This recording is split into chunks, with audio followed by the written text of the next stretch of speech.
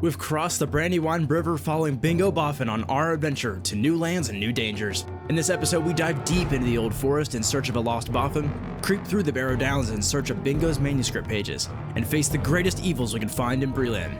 And we're doing this all on max landscape difficulty level 9. The catch, I only have one life. However, I can revive a character if one of my 12 characters, one for each class in the game, reaches the gold level. Gold levels being every 10 levels starting at level 20. We start this episode off collecting some shrooms, lots and lots of mushrooms.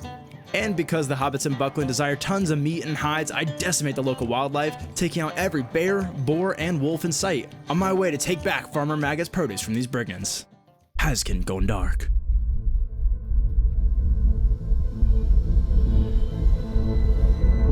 Evac initiated.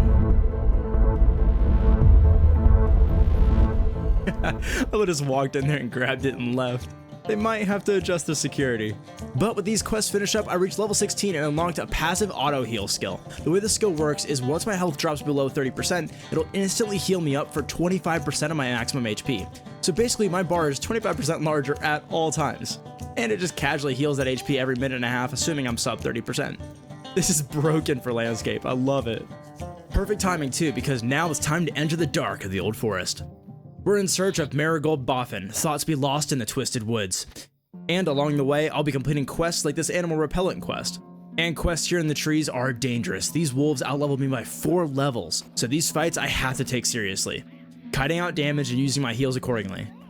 Kiting and melee in most games is a waste of time, however in Lotro I'm able to keep my full outgoing damage rolling while lowering the amount of chances the mob gets to hit me, bettering my chances of surviving tougher fights. But with the jar quest completed, I keep moving, facing any and all mobs I can find, advancing the binder full of quests that I've got from the hobbits. From vines, to bears, to lots of bears. And here I get to test out my new auto heal. Fancy fancy. Little corpse scoop. And I let these bears get me low just to feel alive. Prime scooping target acquired. Now I make my great escape. With the bears I needed defeated, I ride around trying to find something other than bears for my quest, and I finally do. So I aggro in groups, dodge a wraith, and continue on group by group until I reach a still stream where I find Marigold Boffin. And it's here we learn that Marigold isn't a defenseless hobbit. Oh no, Bingo's young niece here is a great adventurer. She tells us of a strange yellow-booted creature whose home is nearby and bids us come with her to meet him. I of course accept, but first I want to finish these Slayer quests for the hobbits in Buckland. We'll soon have to face the Barrow Downs, and I want to make sure I'm prepared for those dangerous hills. So I continue on collecting this wood pile, slaying wolf, and bat, and vine. And atop the bald hill I collect some sap. And with all but one of my quests completed, I ride back to Buckland, defeating the last of the 2 wolves along the way. And even better, I find a 2-for-1 scooping special. A flower for the deed here in the old forest, and a cocoon to scoop. Nothing better than free loot. And with Buckland's high hedge walls nearby, I quickly turn in and delve back deep into the forest to figure out what's going on with a weird acting wildlife. With Marigold by my side, we find there's evil afoot here, with evil spirits and a gaunt lord disrupting the forest. It is now my goal to seek out every creature I can find that plagues this land. But first, I follow Marigold to the house of Tom Bombadil. Here we meet with Tom and admire the great peace here, and reach level 17. But I have work to do, so I leave Bingo with Tom to get a good description of him for his manuscript. And I head along the stream in search of the spider lair deep within the forest. With the trait point, I spec into Dire Need, another heal skill, allowing me to heal for 30% of my maximum HP, at great cost to my power being the blue stat under my health bar. In case you didn't know, the blue bar is what lets me do literally every skill in my bar, aside from auto-attacking. But with this addition, I plunge deeper into the forest, crossing hill and stream, until finally I find the entrance to the great spider lair. Choosing my path carefully, I come across another deed flower and a pack I need to grab for the quest. So I clear my path, grab the flower, and get ambushed as I go to grab the pack. And I'm half HP. Luckily backing up only aggroes once, so I pop my bubble and slay the spider. Slay his fellow ambusher and grab the pack. But job's not done. I delve deeper to find Labrennel, the queen of this brood. I weave through the paths of webs, getting ambushed around every corner and every scoop. Can a man scoop in peace? Moments later, I find my mark, and she is massive. I take out the ambush at the entrance to her den with some struggle and begin stalking my foe. This area is massive and she's patrolling, which means I get to choose the best spot to engage her. And I have to be careful, there's been ambush points all over the place as I've gotten in here. There will surely be more here at the boss's den. So I began clearing the spiders I can see to create an area to kite out some of her damage. I then pop my buffs and hit a quick scoop to try and bait out any ambushes nearby, and this works perfectly. Confident the area is clear, I make my move and aggro Labreno. Unfortunately, I aggro another spider too. I quickly get my bubble up and use my blade wall to try to mitigate the damage I'm taking while I try to burn the small spider down. And I manage to do so. With only the boss on me, she goes for an induction skill. I try to interrupt with my throw rock skill, which is a possible stun, a skill I got from my Hobbit Rachel trait earlier. I don't interrupt it, but she also doesn't cast it, I think? Not really sure what happened here, but I fight on. I use my heal attack when I start to get low, and I finish off the fight. But Brennel is defeated and lies at my feet. But she isn't the only evil that lingers in this glade. A great haunted oak stands here and is the source of the forest's unrest, defended by countless spiders. Once my health had regened a little, I push in and begin clearing the roots, and I'm forced to disengage. And this isn't good, the spiders behind me are starting to respawn, so I have to keep moving. I clear out the roots and the spiders behind the tree so I can kite that direction if needed. And as my health regens to full, I engage. I quickly get damage mitigation up and a bubble. And I smoothly chop down this tree and take a victory scoop. But on the way out, I take a wrong turn that takes me to the borders of the southern Barrow Downs. I try to push through, but their aggro ranges are too big, forcing me back the way I came. I've got an oak right on my heels. Okay, quick scoop.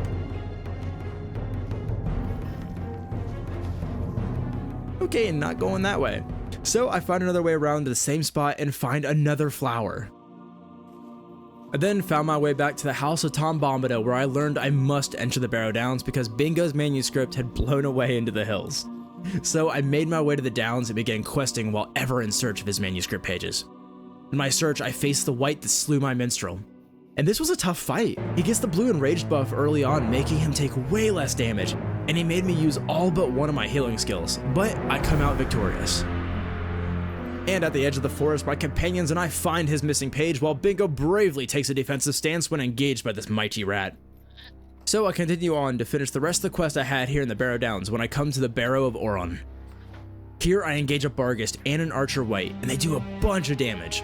Trying to kite, I get ambushed by more wights coming out of the ground.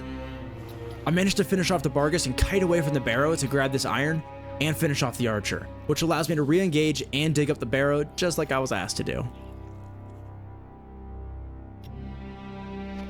After turning in, I head north to defeat wights at this barrow and collect this ancient chest in search of Cardolan treasures. With these quests complete, I head back to the Wandering Shade, hitting some Barrow Down parkour along the way. Stuck the landing. Turning in this quest marks the first time I've completed all the quests in the Northern Barrow Downs. The champion is showing up and showing out this episode. But now it's time to enter the Southern Barrow Downs, and like the rest of my classes before, I only had level 15 armor, so I'm undergeared for the toughest area in the map. I start off searching for Amlock Wheatley, the son of one of the women at the outpost just outside of the Southern Barrow Downs. We find Amlock, but not soon enough, and these wights are tearing me apart.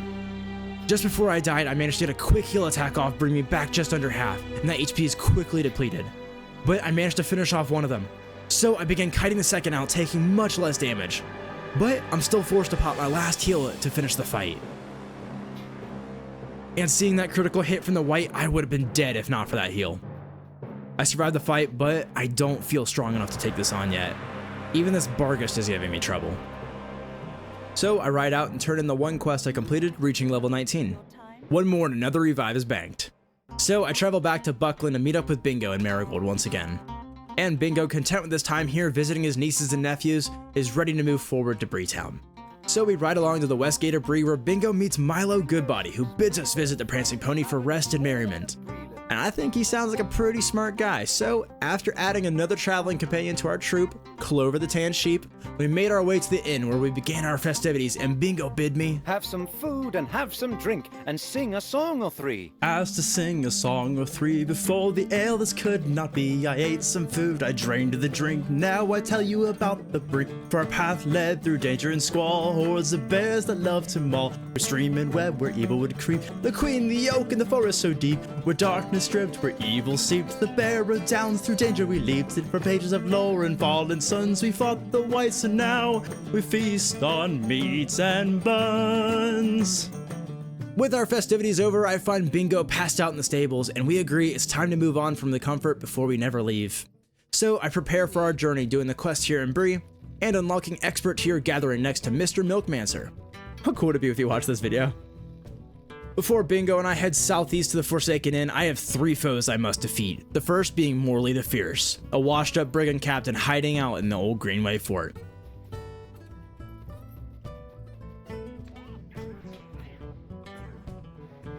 And I make short work of him, then tactically reposition away from the Wraith I spawned.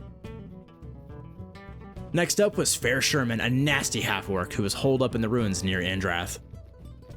I find my way up to this peak he's on and engage. And I actually got my stun off on my race skill, so I finish him off with a bow auto attack to add insult to injury.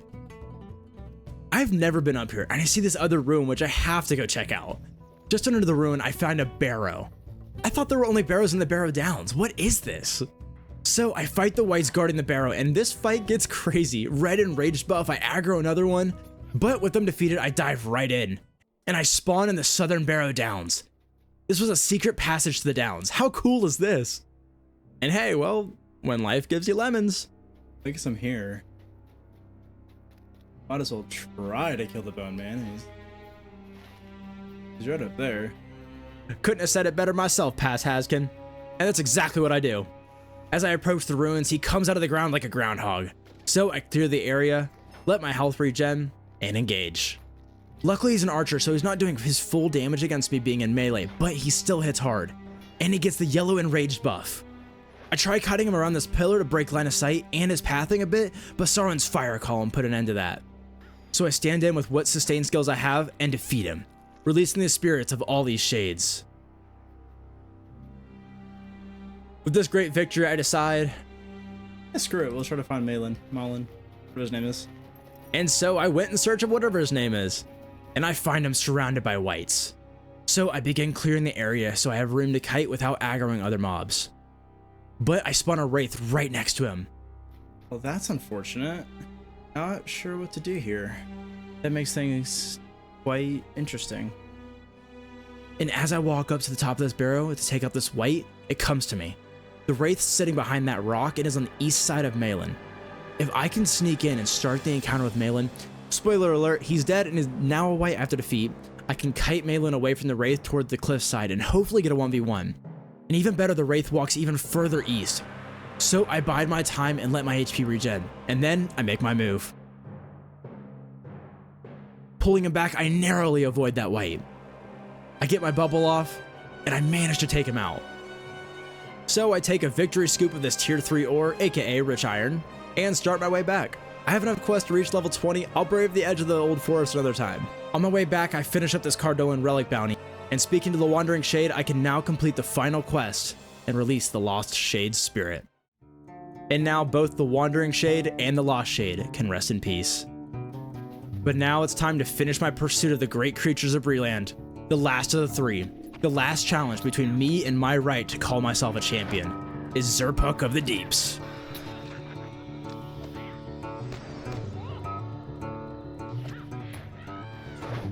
Did I get the interrupt off?